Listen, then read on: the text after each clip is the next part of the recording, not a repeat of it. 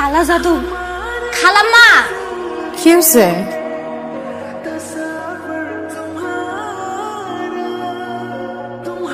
কি হয়েছে? ডাকছিলি কেন? ঘটনা কি? ঘটনা তো খুবই ভয়াবহ। এহেরে কতটি কাগজ বান্ধা ছিল লাল সুতা দিয়া। খালাম্মা, আমার মনে হয় আফারে কেউ কালা জাদু করতেছে। কি দেখছিস? এখন সব কালা জাদু। কি হয়েছে মা? আফা, এহেরে তো কতটি কাগজ বান্ধা ছিল, আপনি দেখছেন না? কই আমি তো কিছু দেখিনি। আমি দেখলাম, আমার লগে লগে কাগজটি গায়েব হয়ে গেল। কত বড় কালা জাদু করতেছে খালাম্মা। এই যদি পর্দা করিস, বোরকা পরিস, কম্বাইন জাস্ট অপর যাবি না? অভ্যাস হয়ে গেছে। মানে বলা যায় পর্দাটা হচ্ছে একটা ফ্যামিলি ট্র্যাডিশন। সবাই তোর পিছু পিছু ঘুরে, চাইলে ইউনিভার্সিটির যে কারোর সাথে প্রেম করতে পারে। And finally, চিঠিগুলো জানানো আসলে এই চিঠিগুলো কি আপনি নিয়েছেন নাকি অন্য কেউ? আচ্ছা, আপনি কি আমাকে চেনেন? যদি না চেনেন তাহলে আপনাকে আমার কিছু কথা বলার আছে। আমি একজন নামাজি পর্দাশীল মেয়ে। আমার মুখ পরিবার ছাড়া অন্য কেউ কখনো দেখেনি, কিন্তু এই আপনি আমার পর্দা নষ্ট করছেন।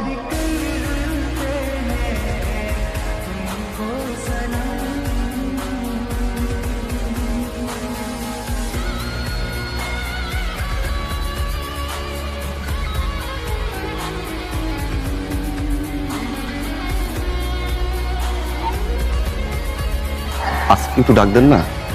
আসিফ নামে কেউ তো এখানে থাকে না। স্মৃতি, আসিফ। এই দাঁড়াও, তুমি কি নামাজ পড়ো? টাকনুর নিচে কাপড় থাকা উচিত না, টাকনুর উপরে কাপড় পরা সুন্দর। সরি আঙ্কেল, ওটা উপরেই ছিল।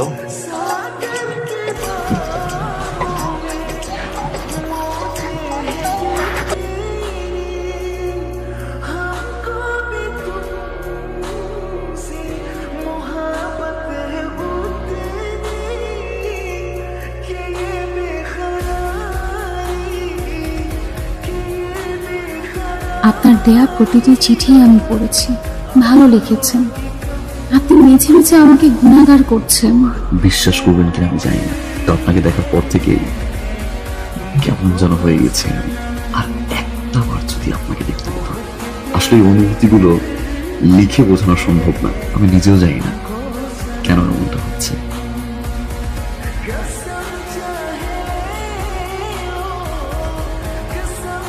আসসালামু আলাইকুম। আশা করি আপনি ভালো আছেন, কিন্তু আমি ভালো নেই। নিজেকে খুব অপরাধী মনে হয় আমার।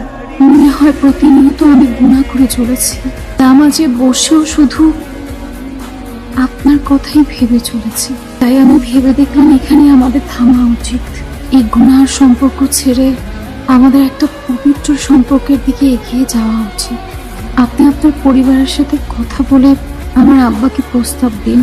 আমি আশা রাখি আপনি উত্তর খুব তাড়াতাড়ি পাবেন। আপনার চিঠিগুলো পড়তে আমার খুব ভালো লাগে। হয়তো এটা আমার প্রথম অনুভূতি। আচ্ছা, আপনি তো প্রতিদিনই ক্যাম্পাসে যান, সবার সাথে কথা বলেন। কই আমার উত্তরটা তো এখনো দিলেন না? নাকি আপনি অন্যদের মতো? আরে এত তাড়াতাড়ি ভার্সিটি থেকে চলে আসলি আজকে? আমি একটা মেয়েকে পছন্দ করি, ভালোবাসি মা। সেই মেয়ে শর্ত দিচ্ছে ওরা বিয়ে করতে হবে। তুই এখন বিয়ে করবি কেমন করে? তোর তো পড়াশোনাই শেষ হয় নাই। 1 বছর পর আমার জব হবে, তখন তো আমি খাওয়াতে পারবো মা। মেয়েটাকে একদিন বাসায় নিয়ে আয়, আমরা দেখি, পছন্দ করি। তুই তো নিজেই দেখা করতে পারিনি, তুমি কি দেখবা? দেখা করতে পারিস নি? দেখা না করলে তুই পছন্দ করলি কেমনে? আরে মা, দেখা সাক্ষাৎ করলেই কি ভালোবাসা হয়? তুমি বিয়েটা দিয়ে দাও। ইদানিং বুকেও ব্যথা হয় এই পাশ দিয়ে মা। মনে হয় না বেশি দিন আমি আর। আপনার ছেলের ব্যাপারে আমার কোনো আপত্তি নাই। আমার মেয়েকে দেখে যদি আপনাদের পছন্দ হয় তাহলে আমরা বিয়ের কথাবার্তা এগোতে পারি। ভাই সাহেব, তাহলে আপনার মেয়েটাকে একটু ডাকেন, আমরা একটু দেখি। না না ভাবি সাহেব, এইটা তো আমি পারবো না। আমাদের পরিবারে বিয়ের আগে ছেলে মেয়ের সামনাসামনি দেখা কোনো বিয়ে নেই। ভাবি সাহেব, আপনি গিয়ে আমার মেয়েকে দেখে আসতে পারেন। ভাই সাহেব, মাগরিবের আজান তো দিয়ে দিল, চলেন আমরা গিয়ে জামাতে নামাজটা পড়ি। অজুটা করে আসো, আমরা নামাজে দাঁড়াই।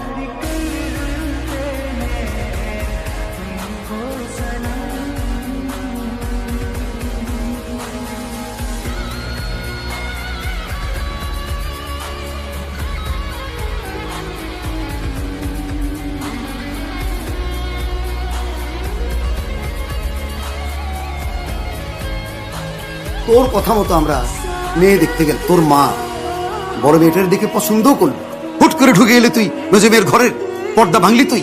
মেয়ে দেখে সবকিছু ঠিকঠাক করে ফেললাম, আর তুই এমন একটা কাণ্ড করলি। এখন মেয়ের বাপ কোনো মতে বড় মেয়ের সঙ্গে তোরে বিয়ে দেবে না, প্রয়োজনে মেজো মেয়েকে বিয়ে দেবে, কিন্তু বড় মেয়ের সঙ্গে কিছুতেই তোরে বিয়ে দেবে না। যে মেয়েকে আমি দেখছি মেজো মেয়ে। এটা মেজো মেয়ে। আমি তো পাপ করছি মা, শাস্তি তো আমি পেতে চাই। বাবা, এই মেয়ের বাবাকে বলেন আমার ছেলেকে আপনার মেজো মেয়ের সাথে বিয়ে দিব।